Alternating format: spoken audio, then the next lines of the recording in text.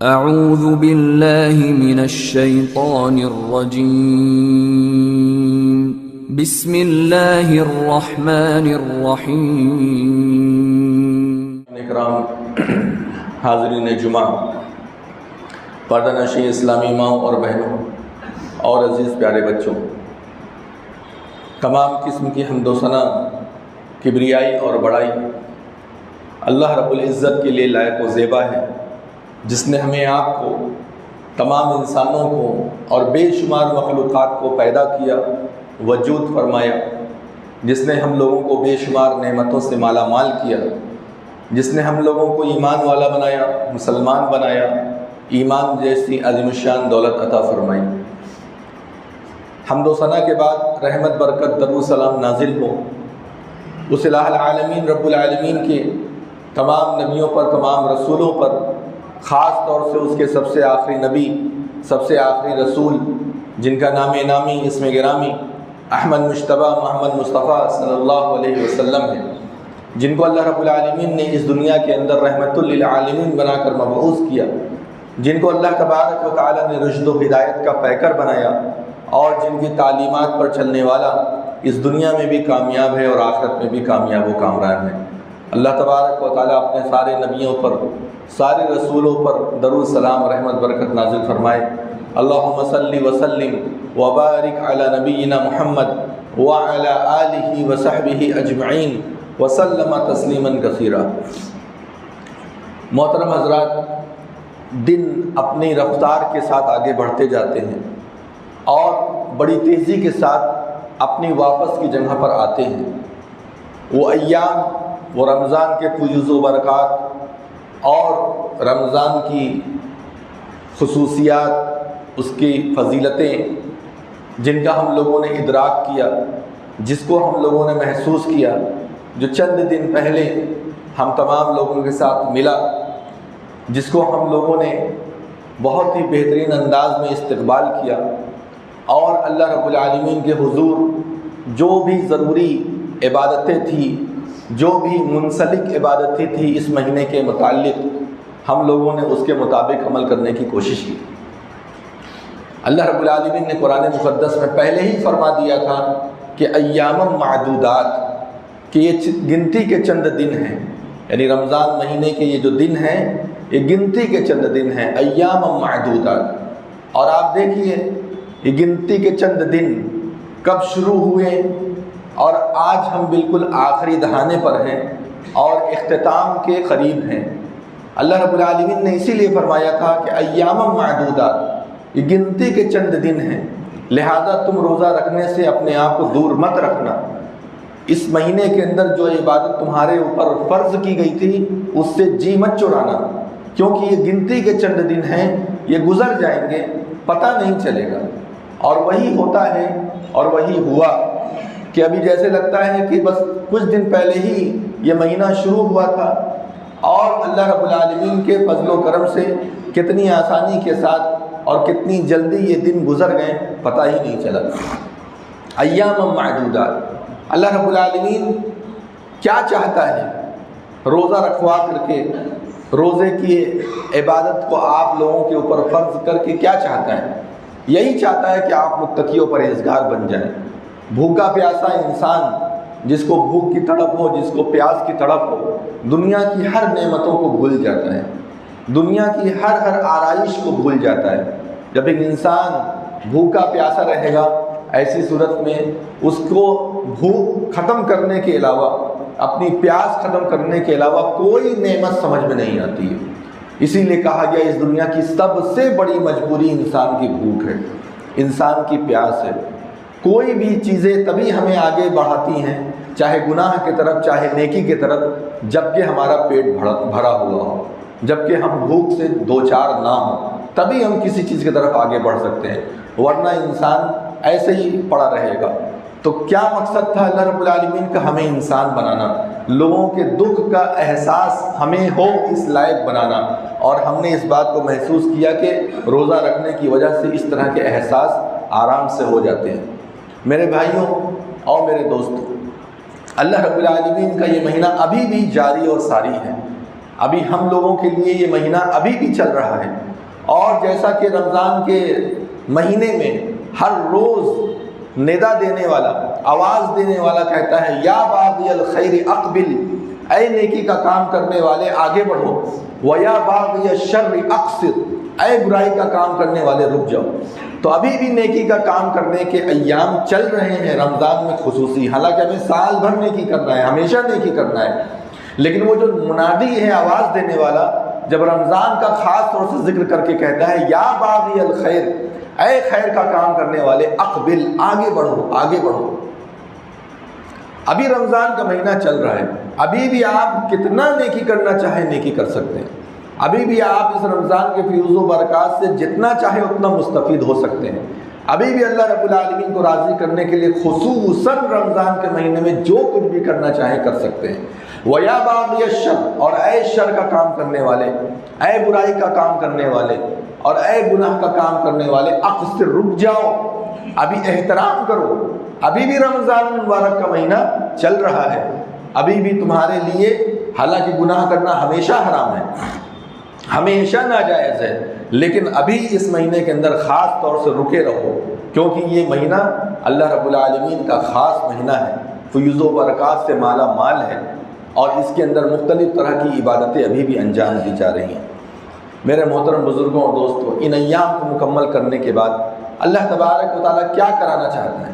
اللہ تعالیٰ فرماتا ہے سورہ بقرہ کے اندر وَلِتُكْمِلُوا الْعِدَّةَ، اللہ تبارک و تعالیٰ یہ چاہتا ہے کہ تم لوگ ان گنتی کے دنوں کو پورا کرو، وَلِتُكَبِّرُوا اللَّهَ عَلَىٰ مَا هَدَاكُمْ، اور جو ہدایت اللہ رب العالمین نے تم لوگوں کو دی، جو ہدایت تم لوگوں کو دی، ایمان کی ہدایت، اسلام کی ہدایت، دین اسلام پر جمنے کی ہدایت، نماز پڑھنے کی ہدایت، روزہ رکھنے کی ہدایت، صدقات و خیرات کرنے کی ہدایت، دیگر جتنی بھی ہدایتیں اللہ رب العالمین نے تم لوگوں کو دی ہے، اللہ تبارک و تعالیٰ یہ چاہتا ہے وَلِتُكَبِّرُوا اللَّهَ، کہ تم لوگ ان ہدایت پر اللہ رب العالمین کی تکبیر بلند کرو، اللہ اکبر کا نعرہ لگاؤ، اور یہ نعرہ پیسفل نعرہ ہے، جس کے اندر کسی کی بڑائی نہیں، صرف ایک اللہ کی بڑائی، جس کے اندر کسی کی بھی تعریف میں مبالغہ نہیں ہے، مبالغہ ہے تو صرف اللہ رب العالمین کی تعریف میں مبالغہ ہے۔ اللہ اکبر لا الہ الا اللہ، واللہ اکبر وللہ الحمد، اللہ اکبر کبیرہ والحمد للہ کثیرہ وسبحان اللہ بکرۃ واصیلا۔ یہ وقت اب آ گیا ہے، چاند ہوتے ہی اللہ رب العالمین کی تکبیرات کو بلند کرنا، اللہ رب العالمین کی تکبیرات کو بلند کرنا، اور زور زور سے اللہ رب العالمین کی تکبیرات کرنا، جہاں کہیں بھی رہو، نماز پڑھنے تک اللہ رب العالمین کی تکبیرات کو بلند کرتے رہو۔ وَلِتُكَبِّرُوا اللَّهَ عَلَىٰ مَا هَدَاكُمْ، اللہ تبارک و تعالیٰ یہ چاہتا ہے کہ تم اللہ رب العالمین کی تکبیرات کو بلند کرو۔ وَلَعَلَّكُمْ تَشْكُرُونَ، اور تاکہ تم لوگ شکر گزار بن جاؤ۔ کیوں شکر گزار بن جاؤ؟ کیونکہ تم اللہ کی تکبیر بلند کر کے شکر گزار بن جاؤ۔ آپ جانتے ہیں اس دنیا کے اندر لوگ کس کا شکر ادا کرتے ہیں، لیکن جب آپ کے اندر اللہ رب العالمین کی تکبیر بلند کرنے کا مادہ آئے گا تو آپ اللہ تبارک و تعالیٰ کے شکر گزار بندے بنیں گے۔ کیوں ہم اللہ رب العالمین کے شکر گزار بندے بنیں؟ اللہ تبارک و تعالیٰ کیوں چاہتا ہے کہ تم اللہ رب العالمین کا شکریہ ادا کرو؟ اس لیے کیونکہ اللہ رب العالمین ہمیں ہر طرح کی نعمت عطا فرماتا ہے۔ ہم نے رمضان میں بھی جو کچھ بھی کیا بغیر اللہ کی توفیق کے ہو سکتا تھا؟ کوئی بھی کام بغیر اللہ کی توفیق سے، بغیر اللہ رب العالمین کی مدد سے نہیں ہو سکتا تھا۔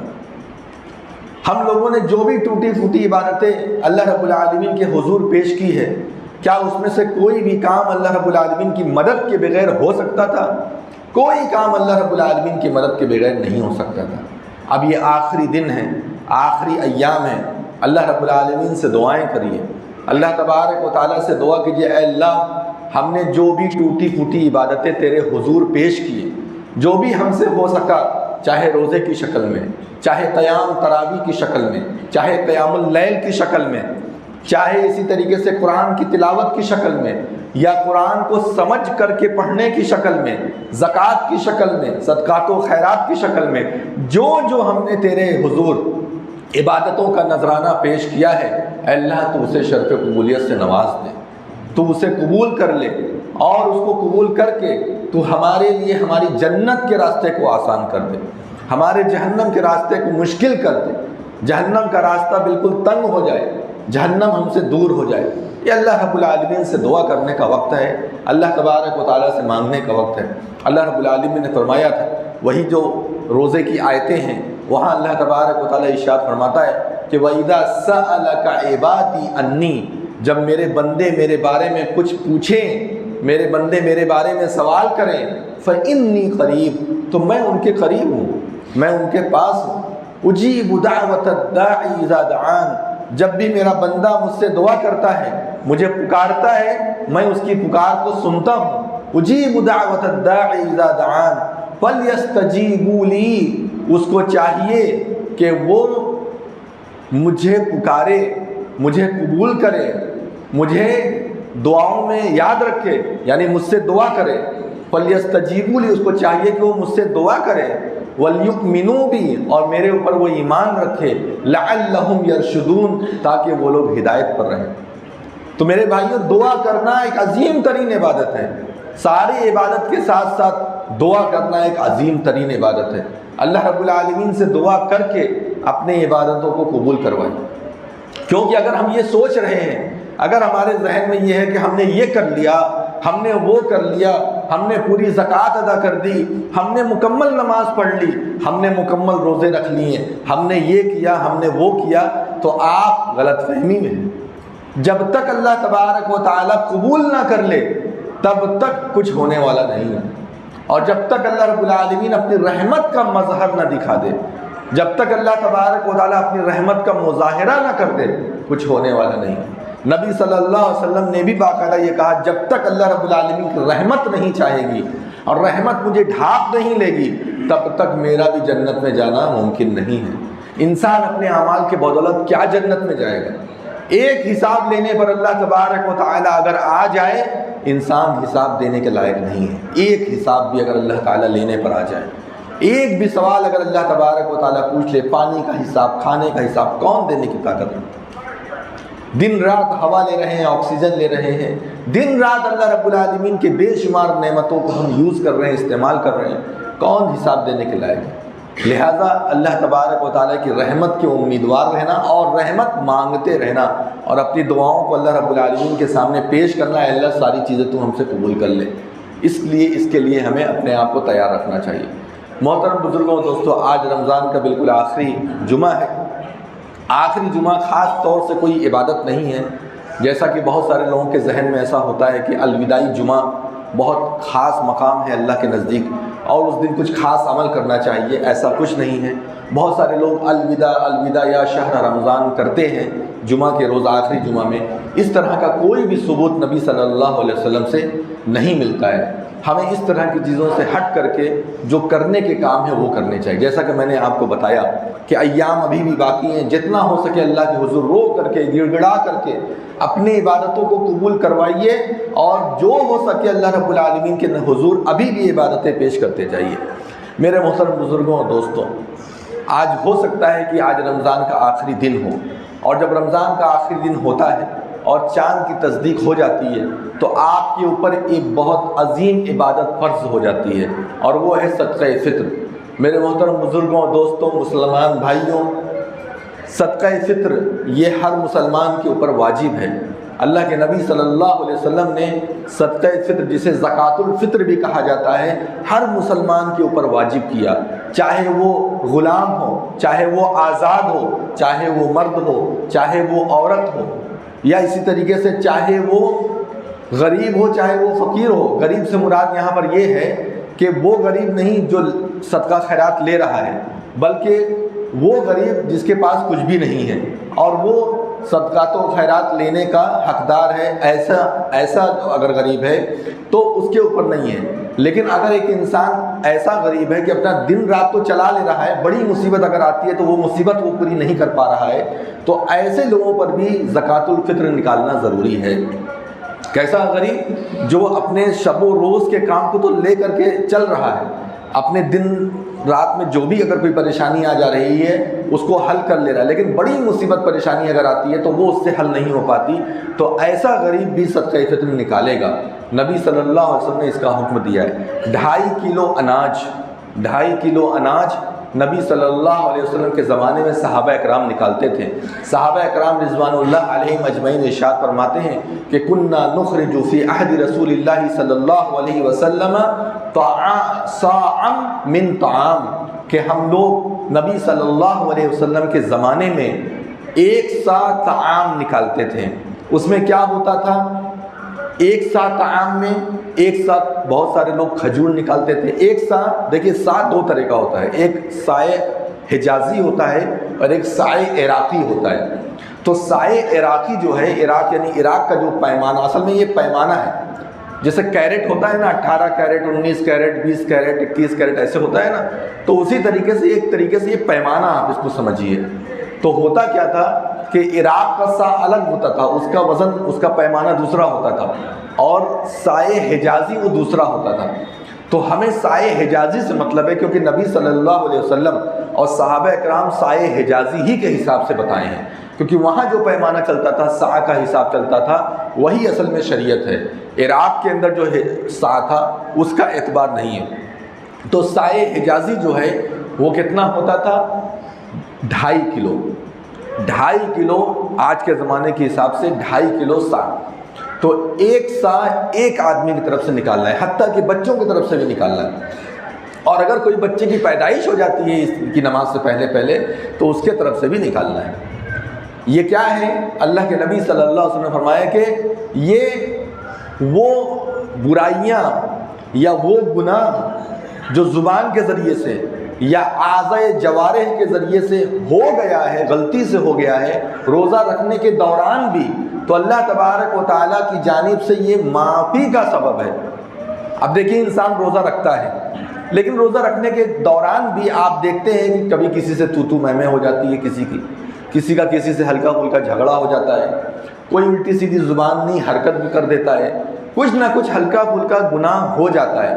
تو کیا ہے؟ اس سے آزادی ہے اور اس سے پاک ہونے کا سبب ہے۔ طہرۃ للصائم، نبی صلی اللہ علیہ وسلم فرماتے ہیں کہ روزے دار کے لیے یہ طہرت ہے، یعنی پاکی ہے، من اللغو والرفث، جو لغویات، جو لایانی باتیں ہو گئی ہیں، جو تھوڑے موڑے ہلکے پھلکے گناہ ہو گئے ہیں، یا اگر فحش کوئی بات ہو گئی ہے، زبان سے کچھ گندی باتیں نکال دیا ہے، تو اس کے ذریعے سے اللہ تبارک و تعالیٰ پاک کر دے گا۔ آپ کے زکوٰۃ الفطر یا صدقہ فطر سے اللہ تبارک و تعالیٰ آپ کو پاک کرنا چاہتا ہے۔ وَطُعْمَةً لِّلْمَسَاكِينَ، اور مساکین کا یہ کھانا ہے۔ اللہ تبارک و تعالیٰ یہ چاہتا ہے، نبی صلی اللہ علیہ وسلم یہ چاہتے ہیں کہ مسکین بھی کھائیں، ان کے گھر میں کھانے کی کمی نہ رہے۔ ایسا نہ ہو کہ ان کے گھر میں آٹا نہیں ہے، چاول نہیں ہے، گیہوں نہیں ہے، دال نہیں ہے۔ کم سے کم اتنا رہے کہ وہ اس دن عید کی خوشیوں میں کھانے پینے کی حیثیت سے جڑ جائیں لوگوں کے ساتھ۔ کوئی احساس نہ رہے، کوئی ایسا احساس نہ رہے کہ میرے گھر میں کچھ کھانے کو نہیں ہے، انتظار کرے کوئی لا کر دے گا تو ہم کھائیں گے۔ یہ ایسا نظام بنا دیا نبی صلی اللہ علیہ وسلم نے کہ ہر لوگ کو دینا ہی دینا ہے، مرضی نہیں ہے، اختیار نہیں ہے، یہ آپشن نہیں ہے کہ آپ کی مرضی میں آئے صدقہ خیرات دے دیا، یعنی صدقہ فطر دے دیا، من میں آیا نہیں دیا، یہ وہ نہیں ہے۔ فرض رسول اللہ صلی اللہ علیہ وسلم زکوٰۃ الفطر، نبی صلی اللہ علیہ وسلم نے زکوٰۃ الفطر یا صدقہ فطر دونوں کہا جاتا ہے، زکوٰۃ بھی کہا جاتا ہے، صدقہ بھی کہا جاتا ہے۔ زکوٰۃ الفطر یا صدقہ فطر فرض کیا ہے علی کل مسلم، ہر مسلم پر، ہر مسلمان پر فرض کیا ہے۔ لہذا ہم لوگوں کو چاہیے کہ ہم اپنے غریبوں کو یا جو بھی نادار ہیں ان کو کھانے کے ساتھ اپنی عید میں شامل کریں، کھانے کے ساتھ اپنی عید میں شامل کریں۔ صرف ان کو دعوت دے کر کے ایک ٹائم اور اس کے بعد ان کو بھیج دیں، یہ کافی نہیں رہا۔ اسی لیے نبی صلی اللہ علیہ وسلم کی حکمت بڑی دور کی حکمت ہے، اس حکمت کو ہر کوئی نہیں سمجھ سکتا۔ آج کیا ہو گیا؟ آج مسلمان بہت ساری سنتوں کو اپنے حساب سے ادھر ادھر کیے، آج صدقہ فطر کی بھی سنت کو ادھر ادھر کر دیے۔ کیا صدقہ فطر کی سنت میں گڑبڑی ہوئی؟ صدقہ فطر کی سنت میں یہ گڑبڑی ہوئی کہ لوگوں نے اس کو رقم میں بدل دیا، اس کو کیش میں بدل دیا، اور اس کا پیسہ نکال کر کے کہتے ہیں غریبوں کو پتہ نہیں کیا کیا ضرورت ہوگی، اس کو پیسہ دے دو۔ اور بلا وجہ کی لوگ بحث کرتے ہیں، بلا وجہ کی لوگ بات کرتے ہیں، آ کر کے دن رات سوال کرتے ہیں اگر کیش دے دیں، اگر کیش دے دیں۔ کیوں کیش دے دو گے؟ زکوٰۃ دے رہے ہو نا۔ نبی صلی اللہ علیہ وسلم کے زمانے میں دینار درہم تھا، کبھی آپ نے یا آپ کے صحابہ کرام نے دینار و درہم دیا صدقہ فطر کے طور پر؟ یہ کھانا ہے طعمۃ للمساکین، حدیث کے لفظ پر غور کیجئے، مسکین کا یہ کھانا ہے۔ صدقہ فطر مال نہیں ہے، کیش نہیں ہے۔ ہم اتنا اسٹریس دے کر کے، اتنی شدت کے ساتھ، اتنی سختی کے ساتھ کیوں بول رہے ہیں؟ اس لیے کیونکہ نبی صلی اللہ علیہ وسلم کی سنت کو کما حقہ آپ ادا کیجیے۔ بڑا آسان ہے، لوگ اعلان کر دیتے ہیں 50 روپے ایک آدمی کے اوپر، 60 روپے ایک آدمی کے اوپر، وہ سب کا جوڑ کر کے پیسہ نکال کر کے دے دیتے، کہتا ہے خالی غریب کو کھانا چاہیے، کپڑا چاہیے، یہ چاہیے، وہ چاہیے، وہ چاہیے۔ پیسہ دیں گے کیا کیا خرید لے گا وہ؟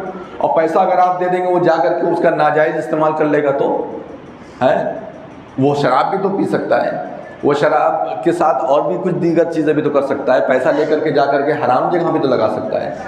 اور پھر اس کے امکان کی ہمیں کیا ضرورت ہے؟ ہمیں اتنا دماغ لگانے کی کیا ضرورت جب نبی صلی اللہ علیہ وسلم کا عمل ہمارے سامنے ہے؟ آپ پیسہ تو دیتے ہی رہتے ہیں الگ الگ شکل صورت میں، آپ تو سال بھر پیسہ دیتے رہتے ہیں، آپ تو زکوٰۃ میں بھی پیسہ دیتے رہتے ہیں۔ صدقہ فطر میں اگر اللہ کے نبی صلی اللہ علیہ وسلم نے اناج نکالنے کا حکم دیا ہے اور صحابہ اکرام اناج نکالتے تھے تو ہمیں کیا دقت ہو جاتی ہے؟ کیوں ہم وہاں پر بحث کرتے ہیں؟ کتنا بھی بیان کر دیا جاتا ہے، کتنا بھی، پھر بھی لوگ آ کر کے یہی پوچھتے ہیں اگر رقم دے دے تو مولوی صاحب کوئی مل نہیں رہا۔ ارے کیوں نہیں ملے گا؟ کیوں نہیں ملے گا؟ آپ اپنے مسجد سے نکلتے ہیں سیدھے گھر چلے جاتے ہیں، گھر سے نکلے مسجد چلے آئے اپنے کام پہ، کہاں سے ملے گا؟ اس کے لیے باقاعدہ نکلا جاتا ہے اناج لے کر کے، یہ بھی ایک کام ہے۔ ہم لوگ کو کیا ہے، ہم لوگ کو تو مارکیٹنگ کرنا ہے۔ ابھی اگر آج چاند ہو جاتا ہے یا نہیں بھی ہوتا ہے، اگر مان لیجیے کل 30واں روزہ ہوتا ہے تو آج اور کل کا دن تو صرف مارکیٹ میں رہے گا نا ہمارا، پوری عورتیں مارکیٹ میں، پورے مرد مارکیٹ میں، سب چھوٹا بوٹا جتنا ہے، نہیں بھی اگر کچھ خریدنا ہے تب بھی چلا جائے، سب مارکیٹ میں جا کر کے اپنے وقت کو ضائع کر رہے ہیں۔ اور کرنا کیا ہے؟ صدقہ فطر نکالنے کے لیے اپنے آپ کو نکالیے، اپنا وقت نکالیے، خریدیے اناج، سامان جتنا آپ کے گھر میں ممبر ہے 2.5 کلو کے حساب سے خریدیے، خرید کر کے جائیے، دیکھیے، اپنے ہاتھ سے دے کر کے آئیے، اپنے بچوں کو اس کا عادی بنائیے، عادت ڈالیے، وہ دیکھیں اپنی آنکھ سے کہ ہمارے والد صدقہ فطر میں اناج نکالنے کے لیے باہر جاتے تھے، تاکہ اس کو بھی عادت بنی رہے۔ یہ سب ہم سے نہیں ہوتا، ہم لوگ بہت آسانی چاہتے ہیں، چاہے سنت کا جنازہ نکل جائے، اور وہی ہو رہا ہے۔ آج دیکھیے صدقہ فطر میں لوگ بہت زیادہ ادھر ادھر کی بات کرتے ہیں، یہ اچھی بات نہیں ہے۔ انسان کو چاہیے کہ اپنے ہاتھ سے یہ کام کرے، اور اگر کمیٹی وغیرہ ایسی بنا دی جائے تو بھی کوئی حرج نہیں ہے جو لوگوں کے اناج کو کلیکٹ کرے، کیونکہ بہت سارے لوگ ایسے ہو سکتے ہیں جن کو واقعی کچھ بھی ٹائم نہیں ہے۔ ایسا ہو سکتا ہے کہ ان کے آس پاس کوئی غریب نہیں، وہ مالداروں کے بیچ میں رہتے ہیں، تو ایسی صورت میں وہ ایک ایسی جگہ اناج پہنچا دیں جہاں پر سب لوگ پہنچا رہے ہوں، اور وہاں 2-4 لوگ ذمہ داری لے لیں، ایک چھوٹی سی کمیٹی بنا لیں، پورا اناج اکٹھا کر کے اس کے بعد نکل جائیں اور نکل کر کے پورا بانٹ دیں جہاں جہاں ضرورت ہے۔ تو یہ بھی ایک اچھی چیز ہے، یہ بھی ہونا چاہیے تاکہ لوگوں کی پریشانی کم ہو جائے۔ تو بہرحال کہنے کا مطلب یہ ہے میرے بھائیوں کہ صدقہ فطر میں اناج کا خیال دیں۔ ہو سکتا ہے کہ یہ بیان پچھلے ہفتے بھی ہوا ہو، دوبارہ اگر ہو جاتا ہے تو اس میں کوئی حرج کی بات نہیں ہے، کیونکہ یہ آج کا کام ہے، چاند ہونے کی صورت میں آج کا کام ہے۔ اور نبی صلی اللہ علیہ وسلم کہ صحابہ کرام کے عمل کے حساب سے 2 دن 3 دن پہلے بھی صدقہ فطر نکال سکتے ہیں، بہت زیادہ پہلے نہیں نکالنا چاہیے، لیکن بعض صحابہ کرام سے یہ عمل ملتا ہے کہ وہ لوگ 2-3 دن پہلے بھی صدقہ فطر نکال دیتے تھے۔ تو اس لیے 2-3 دن پہلے نہیں، اگر آج بھی کوئی نکال دیتا ہے چاند نہ ہونے کی صورت میں تو بھی کوئی حرج کی بات نہیں ہے۔ میرے محترم بزرگوں اور دوستوں، عید کا دن آنے والا ہے، عید مسلمانوں کی خوشیوں کا دن ہے۔ پہلے کے وقت میں مسلمان بہت ساری عیدوں سے متاثر ہوتے تھے. زمانے جاہلیت کی بہت ساری عید اور خوشی کا دن ہوتا تھا، اس سے متاثر رہتے تھے.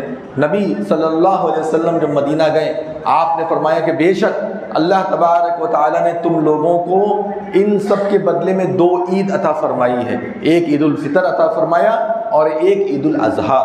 یہ 2 خوشی کا دن ہے مسلمانوں کا. اس خوشی کے دن کو آپ خوشی کے طور پر منائیے. اس خوشی کے دن کو آپ کسی بھی وجہ سے ضائع مت کیجیے. بہت سارے لوگ ایسے ہیں جو اس خوشی کے دن کو ماتم میں بدل دیتے ہیں. بہت سارے لوگ ایسے ہیں جو اس خوشی کے دن کو غم میں بدل دیتے ہیں.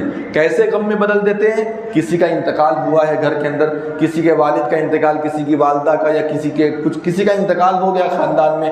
اب اس کی وجہ سے وہ کیا کرتے ہیں کہ پورا دن غم مناتے رہتے ہیں، نہ خوشی مناتے ہیں نہ خوشی منانے دیتے ہیں. گھر کے اندر جو میٹھے پکوان بنائے جاتے ہیں عید کے دن، خاص طور سے الگ الگ علاقے میں الگ الگ پکوان بنتا ہے، کہیں سیوئی بنتی ہے، کہیں کچھ بنتا ہے، کہیں کچھ بنتا ہے، تو اس کو نہیں بناتے ہیں. کہتے ہیں ہمارے یہاں فلانے کا انتقال ہو گیا ہے، آج ہم لوگ نہیں بنائیں گے، آج ہم لوگ غم منائیں گے. دوسرے یہاں سے سیوئی وغیرہ آئے گی، میٹھا آئے گا تو ہم کھائیں گے، لیکن ہم لوگ نہیں بنائیں گے، نیا کپڑا ہم نہیں پہنیں گے. تو یہ سب چیزیں صحیح نہیں ہیں. آپ دیکھیے انتقال کے بعد بہت ساری خوشیاں آتی ہیں، شادی وغیرہ بھی آتی ہیں. ہم نے دیکھا ہے اپنی آنکھوں سے کہ شادی وغیرہ آتی ہے، خوب جم کے شادی مناتے ہیں، نئے نئے کپڑے خریدتے ہیں، تحفے تحائف کے لیے کپڑے خریدتے ہیں. لیکن اس کے جسٹ بعد، کچھ دن بعد یا فوراً بعد عید آ جاتی ہے، اس عید میں لوگ رونا دھونا شروع کر دیتے ہیں. یہ کرنا بالکل بھی غلط ہے. دیکھیے اول تو اسلام میں 3 دن سے زیادہ شوق منانے کی اجازت نہیں. 3 دن سے زیادہ شوق منانے کی اجازت ہے. وہ بھی شوق کا مطلب کیا؟ شوق کا مطلب یہ ہے کہ ایک افسوس، انسان ذرا خوشی سے دور رہتا ہے. 3 دن بس. 3 دن سے زیادہ کسی کو شوق منانے کی اجازت نہیں ہے. پوری عید میں جگہ جگہ دیکھتا ہوں، جس گھر میں انتقال ہوا ہے، 1-2 جگہ کی بات نہیں ہے، آپ بھی یہ چیز دیکھتے ہوں گے اپنے علاقے کے اندر کہ جس جگہ انتقال ہوتا ہے وہاں پر لوگ نئے کپڑے نہیں پہنتے. نیا کپڑا پہننا کوئی ضروری نہیں ہے، اچھے کپڑے پہننا سنت ہے. نبی صلی اللہ علیہ وسلم کی عید کے روز آپ کے پاس جتنے بھی کپڑے ہیں، ان کپڑوں میں سے جو اچھا کپڑا ہے وہ پہننا سنت ہے. لیکن اگر آپ نیا کپڑا پہننے کی طاقت رکھتے ہیں، خرید سکتے ہیں، تو وہ اچھی بات ہے، بہت اچھی بات ہے. نبی صلی اللہ علیہ وسلم عید کے روز یمنی چادر پہنتے تھے، بہت خوبصورت چادر، یمنی چادر نکالتے تھے اور اسے پہنتے تھے. تو نیا کپڑا کوئی ضروری، لیکن یہ سوچ کر کے کہ ہم ہمیشہ نیا کپڑا بنوا رہے ہیں، لیکن آج عید چونکہ ہمارے کسی عزیز اقارب میں سے کسی کا انتقال ہو گیا، اس وجہ سے اب ہم کچھ بھی نیا کپڑا نہیں پہنیں گے، تو یہ سب صحیح نہیں. یہ سب ماتم کی ایک شکل ہے، اور اسلام نے اس طرح کے عمل کو ہرگز جائز قرار نہیں دیا ہے. میرے بھائیوں، اس طرح کی چیزوں سے پرہیز کیجیے. عید کے روز کی کچھ سنتیں ہیں، اس سنت پر عمل کیجیے. عید کے روز خوشبو لگائیے. جو اچھے کپڑے آپ کے پاس میسر ہیں وہ اچھے کپڑے پہنیے. نیا کپڑا جیسا کہ میں نے بتایا ضروری نہیں ہے، لیکن اگر آپ طاقت رکھتے ہیں خریدنے کی اور پہننے کی تو آپ کو کوئی حرج نہیں ہے، آپ نئے کپڑے پہن سکتے ہیں. نبی صلی اللہ علیہ وسلم کی یہ سنت رہی ہے کہ نبی صلی اللہ علیہ وسلم جب عید کی نماز کے لیے نکلتے تھے تو کھجور کھا کر کے نکلتے تھے. طاق عدد میں، طاق عدد یعنی 1 3 5 7، اس کو طاق عدد، اور جو نمبر ہوتے ہیں اس کو طاق کہتے ہیں. تو طاق عدد میں آپ کھجور کھا کر کے نکلتے تھے. اس سنت کے اوپر عمل کرنے کی ضرورت ہے. آپ جب گھر سے نکلیں تو ایسی ضرورت میں اس سے زیادہ بھی آپ کھا سکتے ہیں. ایسا نہیں ہے کہ صرف کھجور کھائیں اس کے علاوہ کچھ نہ کھائیں، ایسا نہیں ہے، وہ آپ کی مرضی ہے. آپ اس سے زیادہ بھی کھا سکتے ہیں. کھجور ہو یا اسی طریقے سے کھانا پینا، اگر آپ کو بھوک لگی ہے، گھر میں کھانا بنا ہوا ہے، آپ کھا لیجیے، کوئی دقت کی بات نہیں ہے. بہت سارے لوگ ایسے ہیں جن کا پیٹ اگر خالی رہے گا تو انہیں دقت پریشانی بڑھ جاتی ہے، بیماری وغیرہ ہوتی ہے، تو اس لیے کوئی حرج کی بات نہیں ہے. لیکن کچھ بھی آپ کھائیے، طاق عدد میں کھجور ضرور کھا کر کے نکلیے. یہ نبی صلی اللہ علیہ وسلم کی کیا ہے؟ سنت ہے. عیدگاہ میں نماز پڑھنی چاہیے. نبی صلی اللہ علیہ وسلم کی سنت رہی ہے کہ عیدگاہ میں نماز پڑھتے تھے. لیکن اگر کسی وجہ سے عیدگاہ نہیں ہے تو ایسی صورت میں آپ اپنی مسجد میں آ کر کے نماز پڑھ سکتے ہیں. سنت کے حساب سے نماز پڑھنے کی کوشش کیجیے. اگر کسی وجہ سے مسجد میں سنت کے حساب سے نماز ہو رہی ہے، عیدگاہ میں نہیں ہو رہی ہے، تو آپ سنت کی نماز کی وجہ سے مسجد کو ترجیح دیجیے. جیسے نبی صلی اللہ علیہ وسلم نے عید کی نماز پڑھی ہے. کیا ہے سنت؟ سنت یہ ہے کہ آپ 7 اور 5 زائد تکبیر کے ساتھ عید کی نماز پڑھیں. عید کی نماز کا طریقہ کیا ہے؟ عید کی نماز کا طریقہ یہی ہے کہ پہلی تکبیر میں اللہ اکبر کہہ کے 7 زائد تکبیر کہی جائے گی ایکسٹرا، اور پوری رکعت پھر ویسے ہی پڑھی جائے گی، اور پھر دوسری رکعت پڑھی جائے گی، اس میں 5 تکبیر زائد کہی جائے گی، اور پوری رکعت ویسے ہی پڑھی جائے گی جیسے ہم لوگ پڑھتے ہیں۔ تو یہ سنت پر عمل کرنا چاہیے۔ باقی جو 3 زائد تکبیر ہے وہ سب حدیث صحیح نہیں ہے، ضعیف حدیث ہے، اور 99% امام ایسے ہیں، ائمہ جو بڑے بڑے امام جو پرانے زمانے کے گزرے ہیں، حتیٰ کہ 4 اماموں میں سے 3 امام اسی بات کے قائل ہیں کہ 7 اور 5 تکبیر کے ساتھ عید کی نماز ہونی چاہیے۔ تو اگر یہ سنت جہاں ادا ہو رہی ہے وہاں جانے کی کوشش کرنی چاہیے۔ اسی طریقے سے عیدگاہ آنے کے وقت میں پیدل اگر آنا ممکن ہو تو پیدل آنا چاہیے، گاڑی گھوڑے کا استعمال ذرا کم کرنا چاہیے، اگر ممکن ہو تو پیدل آنا چاہیے۔ لیکن اگر مسجد دور ہے یا عیدگاہ دور ہے، اب چونکہ آپ لوگ کے یہاں عیدگاہ نہیں ہے جیسا کہ مجھے پتہ ہے، تو اس لیے آپ کے لیے مسجد ہی آنا سنت رہے گا۔ تو اگر آپ کا گھر آس پاس ہے تو ایسی صورت میں پیدل آنے کی کوشش کیجیے، کیونکہ پیدل آنا بھی ایک سنت کاؤنٹ کیا گیا ہے۔ نبی صلی اللہ علیہ وسلم کی عید کی سنتوں میں ایک یہ بھی سنت جوڑی گئی ہے کہ نبی صلی اللہ علیہ وسلم پیدل آتے تھے، پیدل جاتے تھے۔ دوسرا یہ ہے کہ راستے کو بدل کر کے آئیے اور بدل کر کے جائیے۔ جیسے مطلب آپ آئے ہیں ایک راستے سے تو اب واپس اپنے گھر اس راستے سے مت جائیے، بلکہ دوسرا راستہ اختیار کر لیجئے اور دوسرے راستے سے جائیے۔ یہ نبی صلی اللہ علیہ وسلم کی سنت ہے۔ خوشبو لگائیے، عطر لگائیے، غسل کرنا بھی سنت ہے، آپ غسل کر کے اس طریقے سے آپ عیدگاہ آئیے۔ یا اسی طریقے سے اگر مسجد میں نماز ہے، عیدگاہ نہیں ہے تو مسجد میں آئیے۔ عورتوں کو ضرور بضرور عیدگاہ، یا اگر عیدگاہ نہیں ہے تو مسجد میں نماز ہو رہی ہے تو وہاں آنا ضروری ہے۔ نبی صلی اللہ علیہ وسلم کے زمانے میں صحابیات، پوری کی پوری صحابیات نکلتی تھیں عید کی نماز کے لیے۔ بڑا ظلم ہوا عورتوں کے اوپر، ہر چیز سے محروم کرتے کرتے عید کی خوشی سے بھی محروم کر گئے۔ نبی صلی اللہ علیہ وسلم کی یا اسی طریقے سے کسی ایک بھی صحابی کی طرف سے یہ مروی نہیں ہے یا کہیں سے بھی یہ ثابت نہیں ہوتا کہ عید کی نماز گھر کے اندر پڑھا جائے، کبھی نہیں۔ مجبوری کے وقت میں بارش ہو رہی ہے، نہیں کوئی آ سکتا، تب گھر میں جماعت بنا کر کے عید کی نماز پڑھنے کی اجازت دی گئی ہے۔ باقی اگر سب کچھ صحیح ہے، مرد جا رہے ہیں عید کی نماز پڑھنے کے لیے مسجد یا عیدگاہ، اور عورتوں کا حال یہ ہے کہ وہ گھر کے اندر 2 رکعت نماز پڑھ رہی ہیں، ایسی کوئی نماز ثابت نہیں ہے۔ کسی بھی صحابیہ سے ایسی نماز ثابت نہیں ہے۔ ایک بھی صحابیہ نے یا نبی صلی اللہ علیہ وسلم نے یہ نہیں کہا کہ عورتیں گھر کے اندر اپنی عید کی نماز پڑھیں۔ کوئی نماز گھر کے اندر عید کی نہیں ہوتی ہے۔ عید کی نماز عیدگاہ میں ہوتی ہے، امام کے پیچھے ہوتی ہے، خطبے کے ساتھ ہوتی ہے۔ یہ جو 2 رکعت عورتیں گھر کے اندر نماز پڑھتی ہیں عید کے نام پر، ایسی کوئی نماز نہیں ہے۔ بڑے بڑے علماء، شیخ ابن باز، شیخ ابن عثیمین، ان لوگوں نے فتویٰ دیا ہے باقاعدہ کہ جس جگہ بھی اس طرح کا رواج ہے کہ عورتیں گھر کے اندر 2 رکعت کر کے پڑھتی ہیں، ان کی ایسی کوئی نماز نہیں ہوتی ہے، کیونکہ نبی صلی اللہ علیہ وسلم کے زمانے میں، صحابہ کرام کے زمانے میں کبھی ایسا نہیں ہوا کہ عورتیں اپنے گھر میں نماز پڑھتی ہوں انفرادی طور پر عید کی، ایسا کبھی نہیں ہوا۔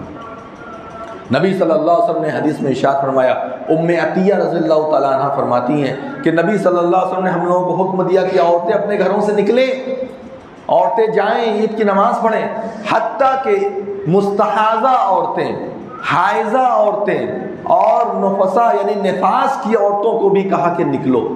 حائضہ مطلب جو ماہواری آتی ہے، اس ناپاکی میں بھی نکلنے کے لیے کہا۔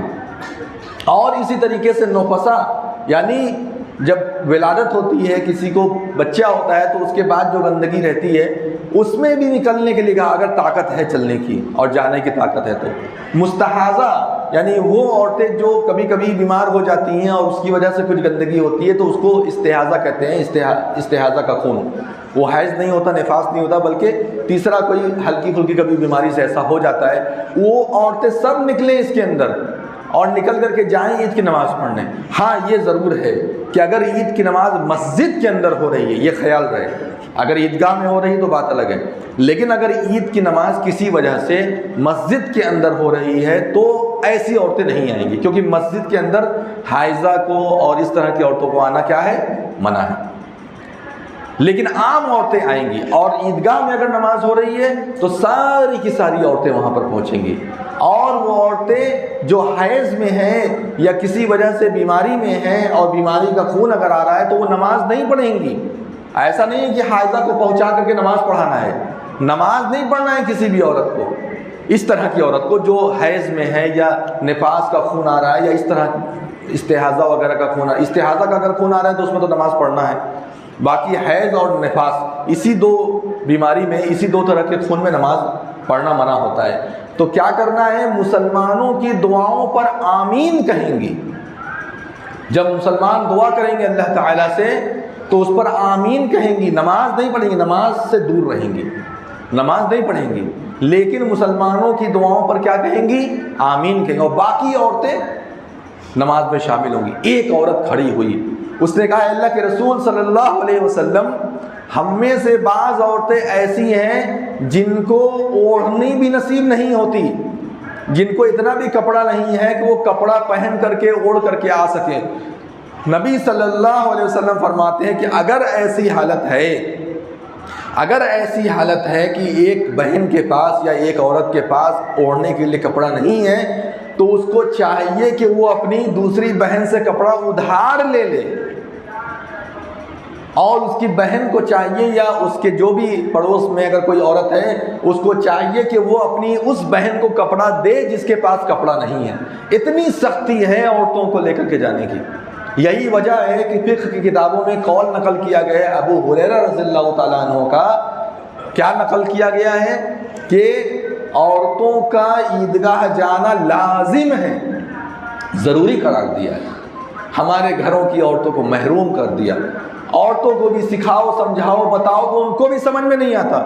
مسجد میں جائیں گی عورتیں، عیدگاہ میں جائیں گی عورتیں، یہ کون سا طریقہ ہے؟ یہ کب ہو گیا؟ یہ کہاں ہو گیا؟ ارے یہ نبی کے زمانے سے چل رہا ہے، یہ ہم لوگوں نے بدل دیا، یہ ہم لوگوں نے اس میں تبدیلی کر دی۔ سارے زمانے میں عورتیں پھر رہی ہیں، اپنا بھی کپڑا لا رہی ہیں، اپنے شوہر کا بھی کپڑا وہی خرید کر کے لا رہی ہیں، اپنے بچوں کا کپڑا وہ خرید کر کے لا رہی ہیں، پوری دنیا میں یہاں وہاں پھر رہی ہیں، کوئی دقت نہیں، کوئی پریشانی نہیں۔ مسجد میں بھیجنے میں لوگوں کو پریشانی ہوتی ہے۔ یہ سب چیزیں ہیں، اس پر غور کرنے کی ضرورت ہے۔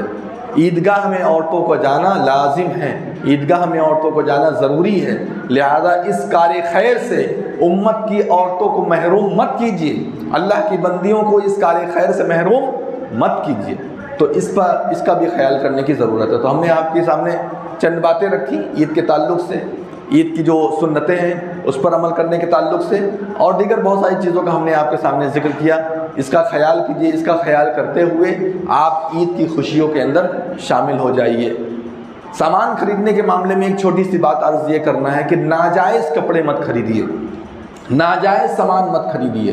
بہت ساری عورتیں جاتی ہیں یا مرد بھی جاتے ہیں اور جا کر کے ناجائز بہت سارا کام کرتے ہیں، جیسے ایسا پاؤڈر خریدتے ہیں جو پاؤڈر جائز نہیں ہے، اسی طریقے سے ایسے سامان بہت ساری عورتیں سامان خریدتی ہیں جو جائز نہیں ہے۔ اب میں اس پر بہت زیادہ کھل کر کے بیان نہیں کرنا چاہتا، بس اتنا چاہتا ہوں کہ آپ اگر اپنے آپ کو سجا رہے ہیں یا سجا رہی ہیں یا اپنے آپ کو خوبصورت بنا رہی ہیں عید کے مد نظر، تو ایسی صورت میں شریعت کے دائرے میں رہتے ہوئے یہ سارے کام کیجیے۔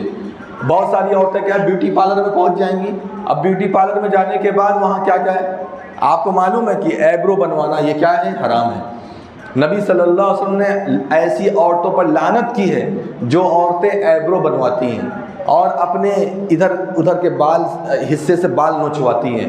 نبی صلی اللہ علیہ وسلم نے لعنت کی ہے ایسی عورتوں کے اوپر۔ تو اس طرح کی چیزوں سے بچیے۔ یہ نہیں کہ اب ہم آزاد ہو گئے، رمضان گیا ختم، اور کچھ لوگ تو رمضان ہی میں یہ سب کام شروع کر دیتے ہیں کہ موقع ملے گا نہیں ملے گا، عید آ جائے گی، تو وہ کیا کرتے ہیں، جاتے ہیں یا جاتی ہیں بیوٹی پارلر کے اندر اور وہاں جا کر کے پورا ناجائز طریقے سے کام کرتی ہیں۔ یہ سارے کام اپنی عبادت کو ضائع مت کیجیے، اپنی عبادت کو برباد مت کیجیے۔ بڑی مشکل سے یہ رمضان ملتا ہے، بڑی مشکل سے ایک انسان عبادتوں کو انجام دیتا ہے، اور بڑی مشکل سے ایک انسان اتنے بڑے بڑے نیکیوں کے کام کرتا ہے، لیکن بڑے افسوس کی بات ہے کہ بڑی آسانی سے اس کو ضائع کر دیتا ہے، بڑی آسانی کے ساتھ اس کو ضائع کر دیتا ہے۔ لہذا ان چیزوں کا خیال کیجیے جو چیزیں ہم نے آپ کے سامنے بیان کی ہے۔ اللہ رب العالمین سے آخری میں ہم دعا کرتے ہیں، اللہ تبارک و تعالیٰ تو رمضان کے برکت سے ہم تمام لوگوں کو معاف فرما دے۔ تو بے شک معاف کرنے والا ہے، تو رحم کرنے والا ہے، تو اپنے بندوں کو معاف کرنے کو پسند کرتا ہے۔ اے اللہ تبارک و تعالیٰ تو ہمارے تمام گناہوں کو معاف فرما دے، ہمارے چھوٹے گناہوں کو، بڑے گناہوں کو، علی اعلان جو گناہ کیے ہیں ہم نے وہ، یا سری طور پہ چھپا کر کے جو گناہ کیے ہیں، اے اللہ تبارک و تعالیٰ تو ہمارے سارے گناہوں کو معاف فرما دے۔ اے اللہ تبارک و تعالیٰ مسلمانوں کے جان مال عزت آبرو کی حفاظت فرما۔ اے اللہ تبارک و تعالیٰ ہم بہت کمزور ہیں، ہمیں طاقت عطا فرما۔ اے اللہ تبارک و تعالیٰ ملک کے حالات کو بہتر سے بہتر بنا دے، اچھے سے اچھا بنا دے۔ اللہ تبارک و تعالیٰ خوشی اور محبت کے ساتھ ہم وطن کے بھائیوں کے ساتھ رہیں، اور اس کی توفیق تو ان لوگوں کو بھی عطا فرما جو نفرتیں ہمارے معاشرے کے اندر گھل گئی ہے، اللہ ان نفرتوں کو ختم فرما دے۔ اللہ تبارک و تعالی ہم تمام مسلمانوں کی جان مال عزت آبرو کی حفاظت فرما۔ اللہ تبارک و تعالی ہماری مساجد ہمارے مدارس کی حفاظت فرما، ہمارے علماء کی حفاظت فرما۔ اللہ تبارک و تعالی ہم تمام لوگوں کو متحد کر دے، ہم تمام لوگوں کو ایک کر دے۔ اللہ رب العالمین ہمارے درمیان ہر طرح کے اختلافات کو ختم فرما دے۔ اللہ رب العالمین ہم تمام لوگوں کو جب تک اس دنیا میں زندہ رکھ، اسلام پر اور ایمان پر زندہ رکھ۔ جب ہماری وفات کا وقت آئے تو ہمارا خاتمہ بالخیر فرما، کلمہ شہادت لا الہ الا اللہ محمد رسول اللہ پہ وفات عطا فرما۔ اللہ رب العالمین ہم لوگوں نے جو بھی عبادتیں انجام دی ہیں رمضان کے مہینے میں، تو اپنے رحم و کرم سے ان عبادتوں کو قبول فرما لے۔ اللہ تبارک و تعالیٰ بڑی ٹوٹی پھوٹی عبادتیں ہیں، تیرے لائق نہیں ہیں، تیرے سامنے بس ہم نے پیش کر دیا ہے۔ اللہ تبارک و تعالیٰ تو ہمارے دلوں کو دیکھ، ہمارے ظاہری اعمال کو نہ دیکھ، ہمارے دلوں کو دیکھتے ہوئے کہ ہمارے دلوں میں تیرے لیے کتنی محبت ہے، ہمارے دلوں کے اندر تیری کتنی عظمت ہے، کتنی ہم تیری قدر کرتے ہیں، کتنی ہم تیری عزت کرتے ہیں۔ اللہ تبارک و تعالیٰ اس بنا پر تو ہمارے سارے ٹوٹے پھوٹے اعمال کو قبول فرما لے۔ اللہ رب العالمین ہم تمام مسلمانوں کی ہر طرح کی مصیبتوں اور پریشانیوں کو دور کر دے۔ اللہ تبارک و تعالیٰ ہم تمام لوگوں کو جب تک اس دنیا میں زندہ رکھ، اسلام پر زندہ رکھ، اور جب وفات کا وقت آئے تو ہمارا خاتمہ بالخیر فرما، کلمہ شہادت لا الہ الا اللہ محمد رسول اللہ پہ وفات عطا فرما۔ آمین یا رب العالمین۔ اقول قولی ھذا واستغفر اللہ لی ولکم ولسائر المسلمین من کل ذنب فاستغفروہ انہ هو الغفور